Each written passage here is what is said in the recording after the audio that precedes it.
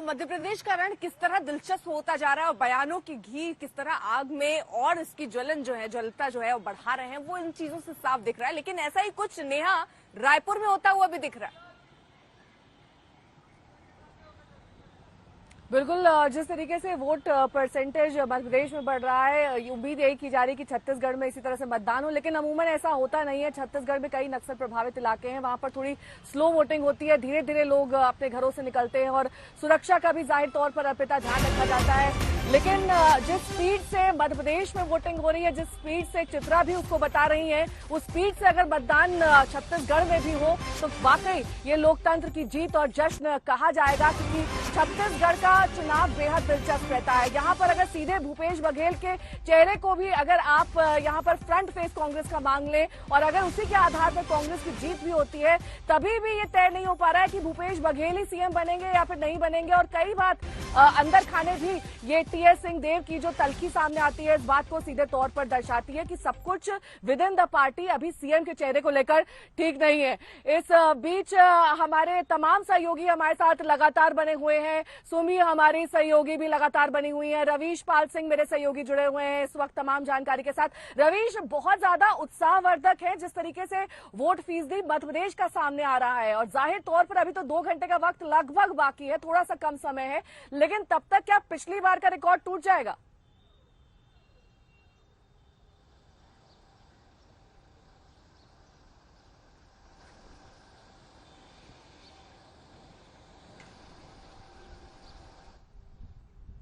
पछाड़ देगी, क्योंकि अभी 2 घंटे वोटिंग का समय बचा है, लेकिन जो आंकड़े आने हैं वो 3 बजे से 6 बजे तक के आने बाकी है। 3 बजे तक के आंकड़े के में 60% वोटिंग पार हो चुकी है। तो अगर 3 घंटे का ये जो कुल आंकड़ा आएगा वोटिंग खत्म होने तक, माना जा रहा है कि ये पिछली बार का जो प्रतिशत था मतदान का उसे पार कर जाएगा। और मध्य प्रदेश में अगर देखा जाए तो ये जो मतदान का प्रतिशत बढ़ा है, जब अगर हम चुनावी इतिहास को खंगाले 2008 से लेकर 2013 तक के चुनाव में, क्योंकि ये 3 वो साल थे जिसमें लगातार वोटिंग प्रतिशत बढ़ रहा था मध्य प्रदेश में, तो ये जो बढ़ता हुआ मतदान का प्रतिशत होता है, ये कहीं ना कहीं सत्तारूढ़ दल यानी भारतीय जनता पार्टी को फायदा पहुंचाता दिखता है अभी तक के इतिहास में। लेकिन जब 2018 में वोटिंग प्रतिशत गिरा था 2013 के मुकाबले, तो उस समय कांग्रेस की सरकार बनी थी, लेकिन तब भी भारतीय जनता पार्टी को मतदान का अगर प्रतिशत देखें तो वोट का प्रतिशत भाजपा का ज्यादा था, कांग्रेस का कम था, लेकिन सरकार कांग्रेस की बनी क्योंकि उसने सीटें ज्यादा जीती थी। तो उत्साहवर्धक है अभी तक के जो आंकड़े आए हैं, 3 बजे तक के आंकड़े जो आए हैं वो वाकई बहुत उत्साहवर्धक है। जनता खुल करके मतदान कर रही है, और इसमें सबसे बड़ी बात ये देखिए कि शहरी क्षेत्र में तो मतदान का प्रतिशत कम है, लेकिन रवीश आपके पास लौटेंगे, सीधे लिए चलेंगे आपको। इस वक्त इंदौर में मेरे सहयोगी सईद अंसारी मौजूद हैं और सुबह 6 बजे से ही लगातार उनका ये कवरेज जारी है और अभी तक सईद के चेहरे पर शिकन नहीं आई। सईद, इस तरीके से उत्साहवर्धक तरीके से क्या वहां पर वोटर्स भी वोट कर रहे हैं? बिल्कुल नेहा, और यही इंदौरियों की विशेषता होती है।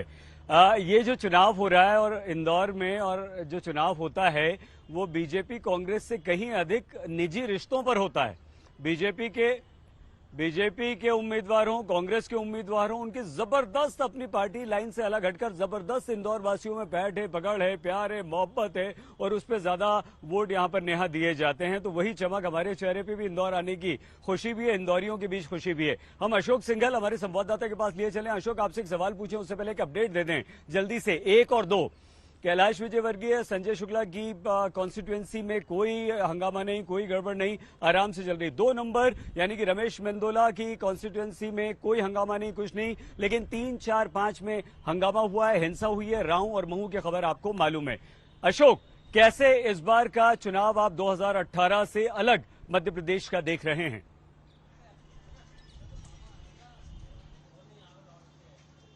देखिए, चुनाव अलग की अगर बात की जाए, चुनाव कभी कोई ज्यादा अलग नहीं होता है, मुद्दे वही रहते हैं।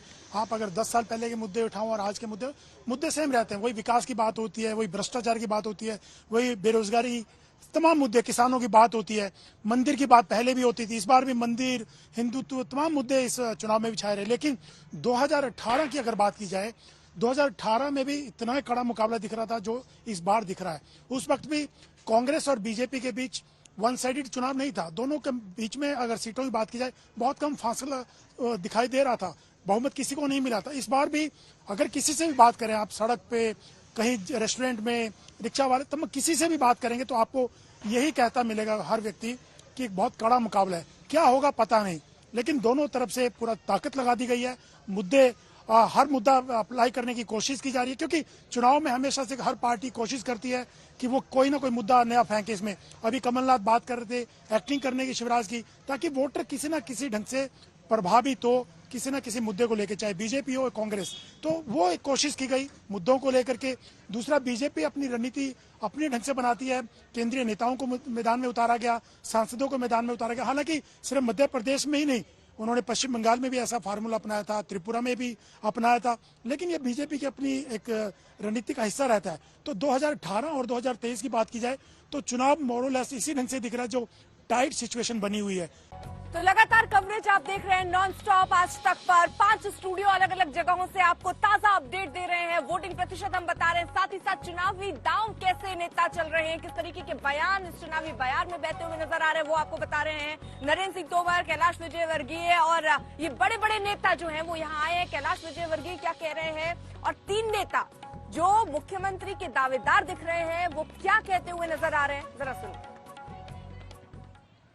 16 सालों के मुख्यमंत्री से मैं बात कर रहा हूं, शिवराज सिंह चौहान से। एक आखिरी सवाल, 3 दिसंबर के बाद क्या मैं ये कहूं कि अगले मुख्यमंत्री, भावी मुख्यमंत्री भी शिवराज सिंह चौहान ही भाजपा की तरफ से होंगे? जनता पार्टी तय करेगी, जनता और पार्टी। मैंने पहले से ही कहा है, मैं सीएम के रेस में नहीं हूँ, ना मैं कभी था ना आज हूँ।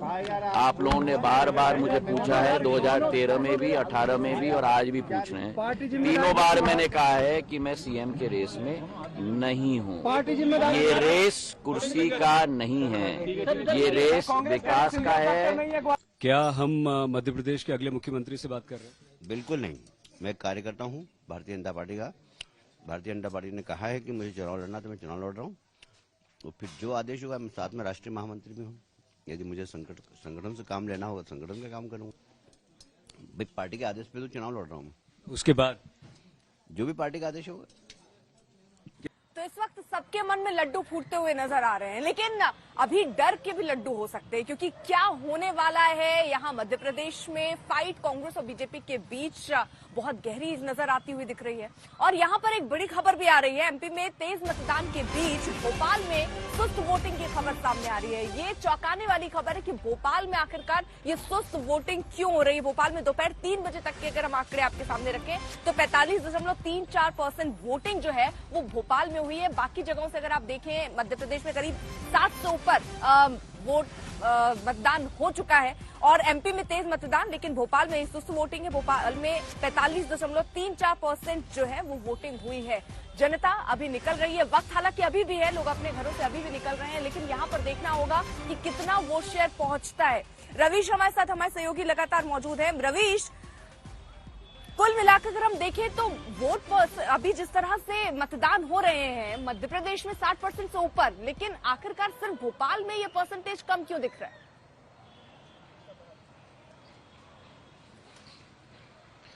जी, इसको थोड़ा सा डिकोड करने की कोशिश मैं करता हूं। आपको बताएं कि देखिए, ग्रामीण क्षेत्रों में तो जबरदस्त मतदान हो रहा है। बुधनी में जहां मैं हूं वहां पे 66% मतदान हुआ है। सोचिए, ग्रामीण क्षेत्र है वो, मुख्यमंत्री शिवराज सिंह चौहान का विधानसभा क्षेत्र।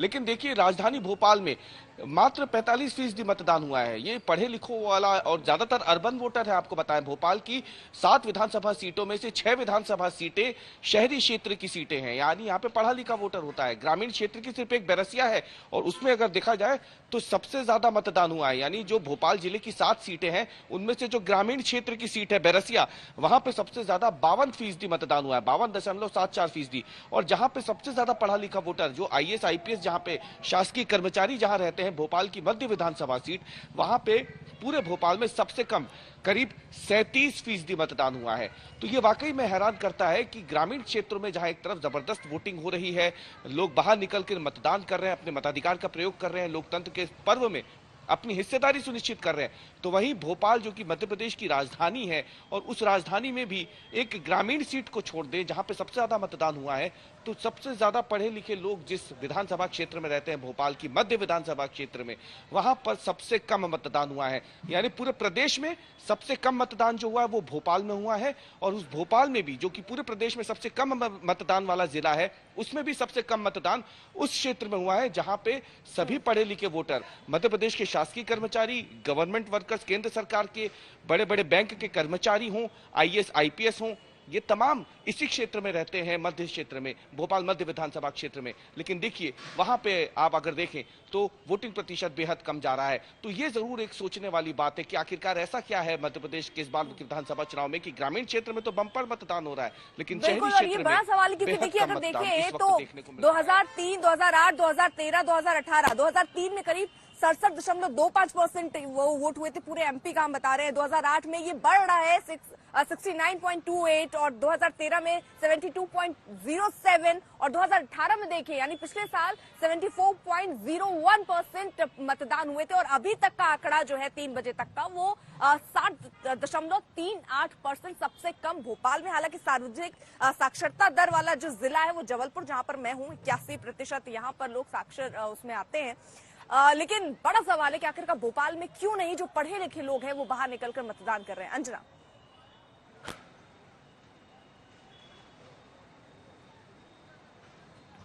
बिल्कुल, और देखिए ना कहां पर मामला जाकर अटका है। नेताओं को भी तो सुनिए, कोई दतिया का सबसे बड़ा आतंकी कह रहा है, जो वहां पर कांग्रेस के उम्मीदवार हैं, उन्होंने नरोत्तम मिश्रा को कहा है, तो नरोत्तम मिश्रा पाकिस्तान को खींच के ले आए हैं मध्य प्रदेश के चुनाव में कि वहां पर खुशियां मनाई जाएंगी। तो कुल मिलाकर ये जो पूरी भाषा है, चुनावी भाषा है, वो यहाँ पर पहुंची है। बहरहाल हम आपको एक एक करके तमाम जो नेता हैं उनकी बातें सुना देते हैं, क्योंकि जिस तरह का हमला एक दूसरे पर किया जा रहा है, चौपट प्रदेश बना दिया है, ये कमलनाथ ने कहा। शिवराज तो इसको गजब प्रदेश कहते हैं और वो बार बार लाडली स्कीम, लखपति स्कीम की बात करते हैं।